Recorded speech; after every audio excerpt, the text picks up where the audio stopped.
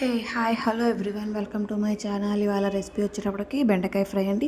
Bachelors కూడా చాలా ఈజీగా చేసుకునే రెసిపీ ఇది. దీనికి కావాల్సింది ఎలా చేయాలో ఏంటనేది చూసేద్దాం. ముందుగా కళాయిలో ఆయిల్ పోసుకొని అది మీడియం హీట్ అయిన తర్వాత ఇలా పోపు వేసుకోండి.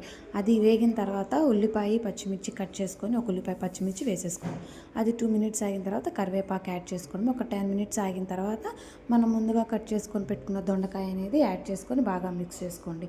ఒక 10 మినిట్స్ తర్వాత పసుపు 2 టేబుల్ స్పూన్లను, సాల్ట్ 1/2 టేబుల్ స్పూన్ యాడ్ చేసుకొని బాగా మీడియం ఫ్లేమ్లో బాగా వేయించుకోండి. జిగటంతా పోతుంది. ఆయిల్ కొంచెం ఎక్కువగా పోసుకోండి, అప్పుడు టేస్టీగా ఉంటుంది.